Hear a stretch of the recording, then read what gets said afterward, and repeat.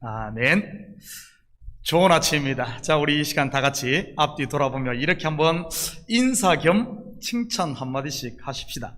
참 멋있습니다. 얼굴에 빛이 납니다. 한번 너무 큰 소리로 하지 말고요, 작은 소리로 온라인에서 예배하는 식구들도 한번 같이 손 흔들어 이렇게 인사했으면 좋겠습니다. 참 아름다워 보입니다. 화면으로 보니까 더 눈이 부십니다. 이렇게들 인사도 했으면 좋겠어요. 매주 여러분의 얼굴에 광채가 더하는 것을 보니 제 마음도 밝아집니다. 마치 보름달이 떠오르는 것 같습니다. 여러분의 빛으로 인해 예배당에 불을 켜지 않을 날이 곧 올 것 같습니다. 그러면 교회는 전기세 세이브해서 좋은데 아마 콘 에디슨사는 울겠지요. 자, 우리는 지난주 예수님의 고향 나사렛의 이 사역을 살펴보았습니다. 한마디로 하면 선지자가 고향에서는 환영받는 자가 없다는 속담이 이루어지지요. 환영 못 받는 정도를 넘어 낭떠러지에 밀어 죽이려고까지 했습니다. 이 사건은 크게 두 가지를 반영한다고 했지요. 첫째는 복음이 유대인에게 배척받고 오히려 이방인에게 환영받을 것과, 둘째는 내 속에 있는 터줏대감 곧 육신의 옛 사람이 성령의 법을 거부하며 충돌할 것에 대한 모습이라고 했습니다. 성도의 신앙생활은 끊임없는 자기 부인 속에 맺혀지는 보석과 같지요. 그래서 참 성도는 이 땅에 소망을 두고 살려고 해도 되지 않습니다. 육의 생각과 영의 생각이 쉬지 않고 싸우니 어떻게 소망을 두겠습니까? 마치 성경에 하갈과 사라가 끊임없이 싸우고 야곱과 에서가 다투듯이 말이지요. 오직 돌아갈 집, 바로 영원한 하나님의 나라 외에는 소망을 둘 데가 없는 나그네이지요. 또한 이 땅에서의 성도는 마치 깊은 바닷속 진주 조개와도 같습니다. 진주가 완성될 때 조개는 죽음이 아닌 보석으로 재탄생되지요. 그래서 더 이상 깜깜한 바닷속이 아닌 여인들의 목과 귀에서 영롱한 빛을 발하며 아름다운 여인들을 더욱 아름답게 하며 말이지요. 한 주간도 세상의 깊은 바닷속에서 남모를 아픔을 품고 살아오셨습니까?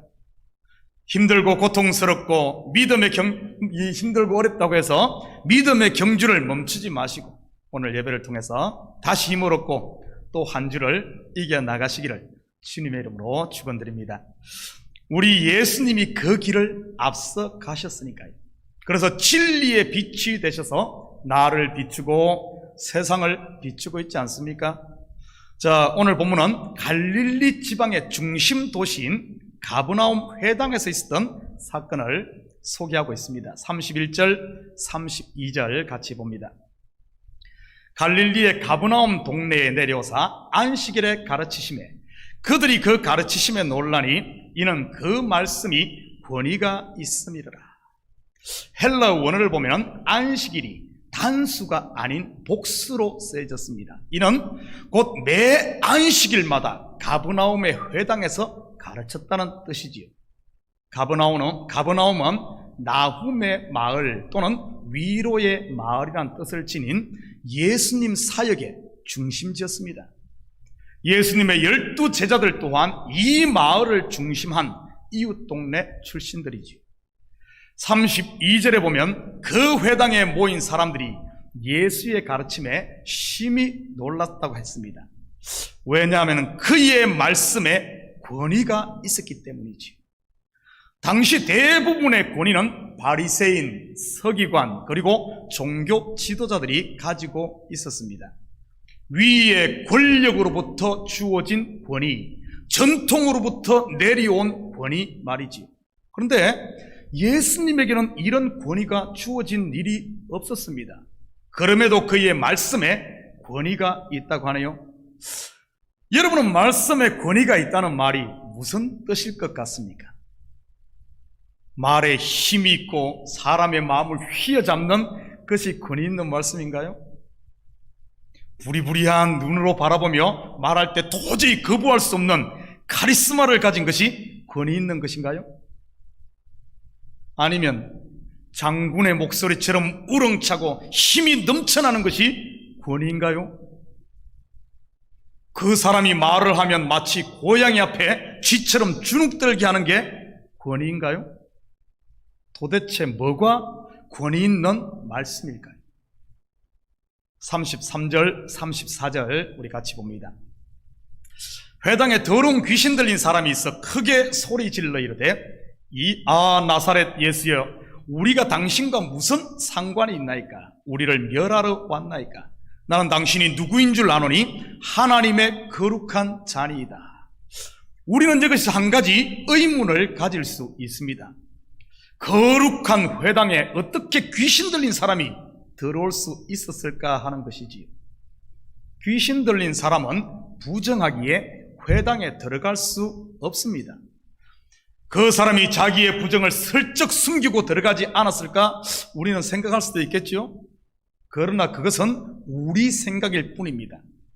유대인들에게 정결 예식에 대해서는 철두철미했던 사람이 바로 유대인들이거든요. 하나님 앞에 예배를 드리는 그 자리에 자기가 부정함을 알고 들어갈 유대인은 없습니다. 복음서에 보면은 예수님이 씻지 않은 손으로 음식 먹은 것을 가지고 얼마나 신랄하게 비판을 합니까? 유대인들의 정결 예식은 우리가 생각하는 그 이상입니다. 성지순례를 하다 보면은 그 흔적들을 발견할 수 있어요. 사해 근처에 쿰란 공동체가 살았던 곳은 물이 귀한 유대 사막에 위치하고 있습니다. 쉽게 말해 물 한 방울이 귀한 그런 곳에서조차도 정결 예식을 위해 돌을 파서 만든 목욕탕 같은 정결탕이 있었다는 사실입니다. 그만큼 유대인들에게 있어 정결한 것과 부정한 것의 구별은 확실했지요. 그렇다면 귀신 들린 사람이 회당에 있었다는 것은 본인도 귀신 들린 사실을 전혀 모르고 있었다는 것이지요. 그리고 그에게 귀신 들림은 이전에 한 번도 나타나지 않았다는 뜻이기도 하고요. 자기도 모르고 남도 모르고 아무도 몰랐다는 뜻입니다. 그렇다면 어떻게 해서 이 사람 속에 있던 귀신의 정체가 드러났을까요? 바로 예수님의 권위 있는 말씀 때문이지. 이는 곧 권위 있는 말씀이란 다름이 아닌 숨은 죄와 내 속에 숨은 부정, 숨은 것들을 다 드러내게 하는 것이 권위 있는 말씀이란 사실입니다. 마태복음 10장 26절입니다. 그런즉 그들을 두려워하지 말라. 감춘 것이 드러나지 않을 것이 없고 숨은 것이 알려지지 않을 것이 없느니라. 한 절 더 봅니다. 누가복음 2장 35절입니다. 또 칼이 내 마음을 찌르듯 하리니 이는 여러 사람의 마음의 생각을 드러내려 함이니라 하더라. 예수 그리스도에 대한 예언이거든요. 예수님의 말씀의 빛 앞에 어둠 속에 숨어있던 귀신의 실체가 폭로된 것이지요. 권위 있는 말씀 앞에서는 마음에 숨은 것들이 다 드러납니다. 그래서 시험이 들기도 하고 반발하기도 하고 심하면 난동을 부리지요. 오늘 본문 33절에도 크게 소리 지르지 않습니까? 목사님, 설교를 왜 그따위로 하냐고 소리 지르기도 하고 성경을 왜 그렇게 푸냐고 소리 지르기도 하지요. 자기가 옳다고 소리 지르고 다른 사람들이 틀렸다고 소리 지르지요. 이런 것들이 전부 어떤가 하면은 이 속에 숨은 것들이 드러나는 하나의 표입니다. 여러분, 교회에서 소리 지르지 맙시다. 가만히 보면 참교회에서는 목사만 큰 소리 내는 것 같습니다. 그렇다고 목사님 귀신 들렸다고 그러지는 마시고요. 이사야 42장 1절과 2절 같이 봅니다. 내가 붙드는 나의 종, 내 마음에 기뻐하는 자, 곧 내가 택한 사람을 보라. 내가 나의 영을 그에게 주었은즉 그가 이방의 정의를 베풀리라.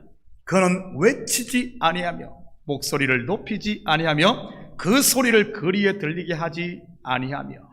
여러분, 교회에서는 찬양할 때 말고는 큰 소리 내지 마시기 바랍니다. 또 요즘에는 찬양도 큰 소리로 못하네요. 귀신 들린 자로 오해받을 수 있으니까요. 이 사람은 자기의 실체가 드러나기 전까지 어떻게 행동했겠습니까? 그 누구보다 자기는 정결하고 거룩한 하나님의 백성이라고 생각지 않았겠습니까? 그러나 그러니 이 회당에 들어와서 예배도 드리고 하나님의 말씀인 토라도 배우고 그랬지요. 이 사람은 지금까지 그렇게 회당에서 예배드리며 살아왔던 유대인입니다. 그 속에 귀신을 꼭꼭 숨기고 말이지. 그렇다면 자신의 실체를 숨기고 살던 이 귀신의 정말 실체는 과연 무엇일까요? 여러분, 귀신하면 괜히 오싹해지지 않습니까? 예전에 에어컨이 없던 시절 무더운 한여름에 더위를 싹 식혀주는 영화가 있었지요. 남양 특집으로 하는 공포의 귀신 영화 말입니다. 여러분 생각에 세상의 귀신의 종류가 얼마나 될 것 같습니까? 한번 세려볼까요? 먼저 처녀귀신, 총각귀신, 물귀신, 동자귀신, 몽달귀신, 달걀귀신, 당산나무에 있는 당산귀신, 장독대에 있는 장독귀신, 부엌에도 귀신이 있지요. 경상도에서는 정지귀신, 무당 구달 때 많이 등장하는 장군귀신, 선왕귀신, 그뿐이겠습니까? 각 나라마다 다른 귀신들이 있지요.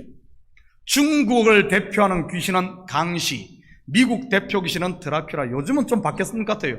미국 귀신은 좀비 이렇게 바뀐 것 같습니다. 일본에는 귀신 종류가 하도 많아 셀 수가 없지요. 한 수만 가지 된다 그럽니다. 이집트에는 태양신 라, 오리시스, 이시스, 누스, 그리스 로마로면은 경상도 말로 천지빛깔이지요. 제우스, 다이애나, 비너스, 아테나, 에리스, 포세이돈, 아틀라스, 프르테메우스, 뭐 한도 끝도 없습니다.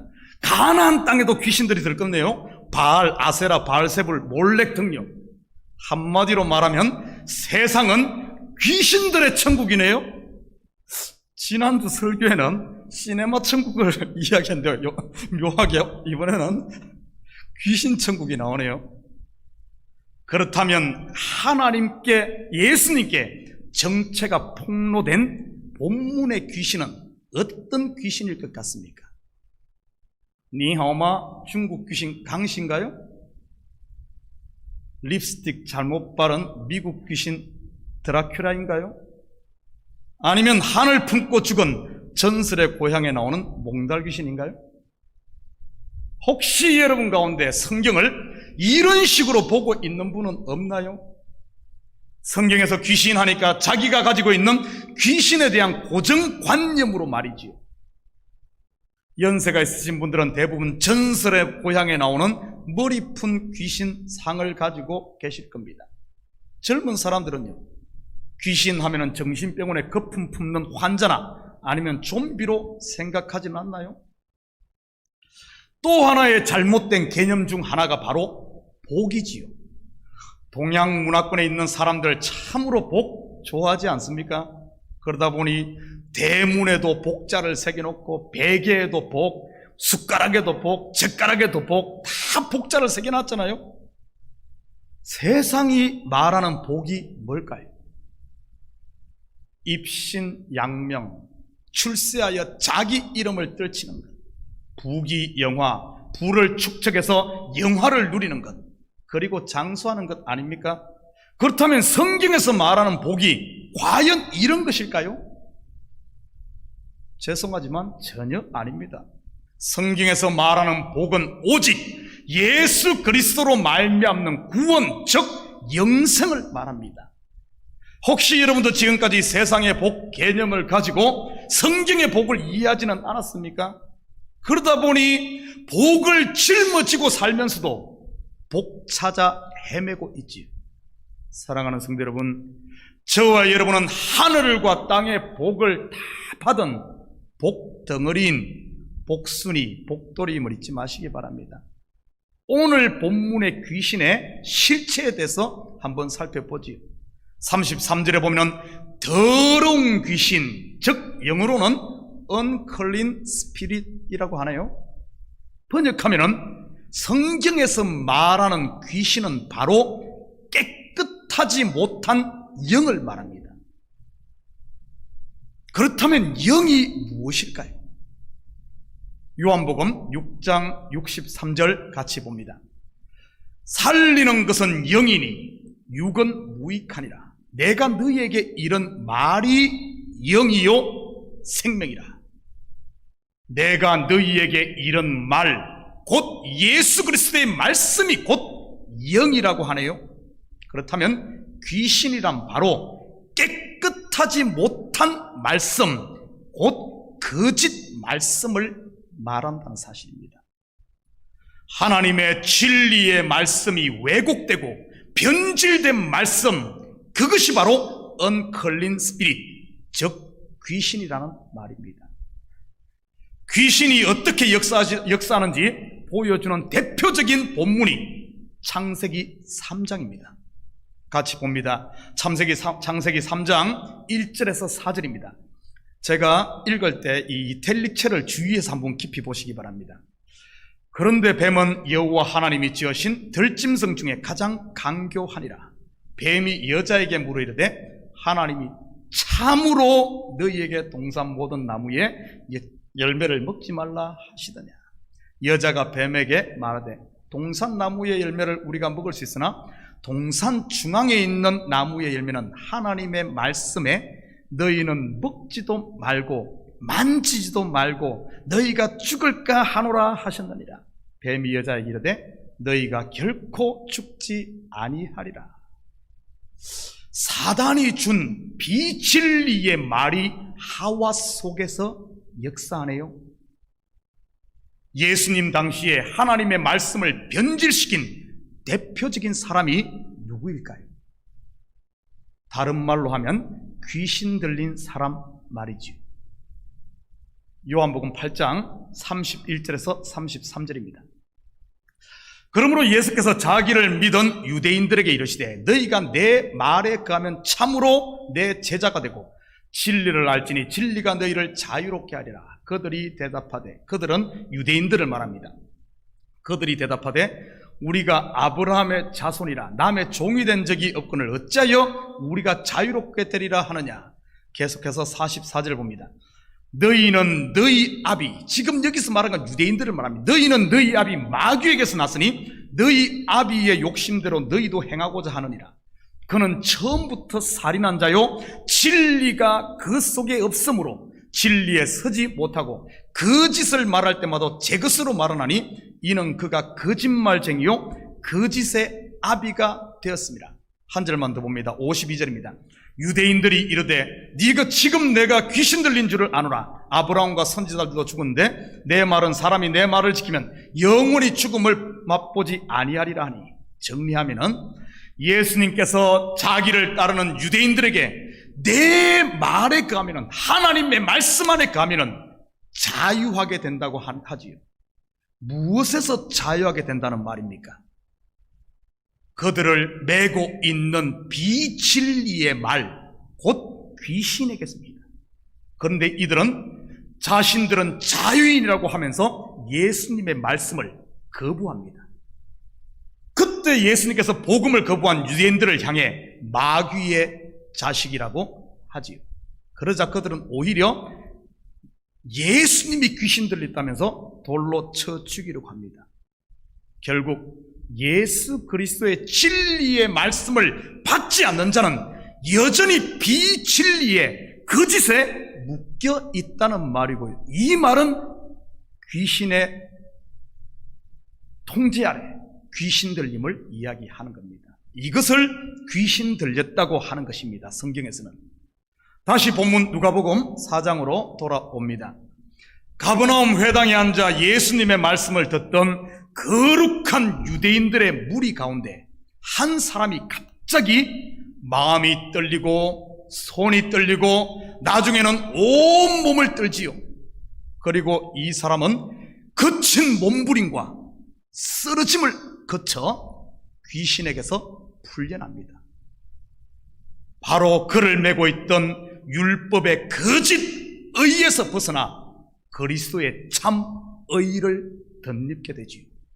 그런데 그곳에 있던 대다수의 유대인들에게는 떨림도 몸부림도 쓰러짐도 없네요. 그냥 예수님의 하시는 그것이 그냥 단순히 놀랍고 신기해할 뿐이지요. 예수님을 마치 동물은 원숭이 보듯이 말이지요. 여러분에게 묻겠습니다. 그렇다면 진짜 귀신에 묶여있는 사람이 누구일까요? 누가 더러운 영, 곧 깨끗하지 못한 말씀에 묶여있는 것일까요? 귀신에 묶였다가 풀려난 이 사람일까요? 아니면 여전히 거짓에 속아 진리의 말씀이 전해져도 반응이 없는 회당 안에 있는 대다수의 유대인들일까요? 거룩한 척하며 앉아있는 그들 말이지요. 무슨 말인지 이해를 못하시는 분들이 계신 것 같아서 다시 설명합니다. 잘 들으세요. 누가 진짜 심각한 환자일까요? 죽을 병에 걸렸음에도 건강한 척 착각하는 사람일까요? 아니면 자신의 병에 애통하고 통곡하며 마음을 떨고 몸을 떨고 예수님 앞에 퍽 쓰러져서 고침받을 이 사람일까요? 사랑하는 성도 여러분, 누가 하나님의 자녀인가? 말씀 앞에 심장이 떨리고 몸이 떨리고 잘못된 습관이 떨려 권위 있는 말씀의 실체이신 주님 앞에 푹쓱 주저앉아 항복하는 사람과, 아니면 말씀 앞에 더 나무 뒤로 숨고 장독대 뒤로 숨고 동굴 속으로 더 깊이 들어가 혼자 거룩한 척, 착한 척, 괜찮은 척 하는 척의 사람일까요? 마지막으로 성경 한 구절 읽고 마칩니다. 누가복음 18장 13절 14절입니다. 세리는 멀리 서서 감히 눈을 들어 하늘을 쳐다보지도 못하고 다만 가슴을 치며 이르되 하나님이여 불쌍히 여기소서 나는 죄인이로소이다 하였느니라. 내가 너희에게 이르노니 이에 저 바리새인이 아니고 이 사람이 의롭다 하심을 받고 그의 집으로 내려갔느니라. 무릇 자기를 높이는 자는 낮아지고 자기를 낮추는 자는 높아지리라 하시니라. 기도합니다. 사랑의 아버지 하나님, 참으로 감사드립니다. 혹시 내가 비진리의 말을 붙들고 있지 않습니까? 예수 외에 구원자가 없다고 했는데 아버지 하나님, 내 힘으로 구원을 얻으려고 하고 내 스스로 의를 자랑하고 있지는 않습니까? 바로 이것이 귀신 들림의 증거임에도 불구하고 자기가 귀신 들린 것을 알지 못하고 아버지 하나님, 지금까지 살아왔던 그 유대인들 거룩한 척 했지만 속 깊숙이에 아버지 하나님 악한 영으로 가득 묶여있는 이런 삶은 아닌지 하나님, 이 시간 말씀 앞에 나를 드러내놓고 내 속에 이런 아버지 하나님, 예수 외에도 살겠다고 하는 이런 잘못된 것이 있다면은 하나님, 이 시간 주님의 십자가 앞에 은혜 앞에 나와 은혜 없이 살 수 없는 우리 실체를 보게 하시고 예수 그리스도의 말씀, 예수 그리스도를 나의 구주로 영접하고 예수만을 왕으로 삼아 이제는 매임에서 풀려나는 참된 자유함을 누리는 하나님의 자녀로 살아가게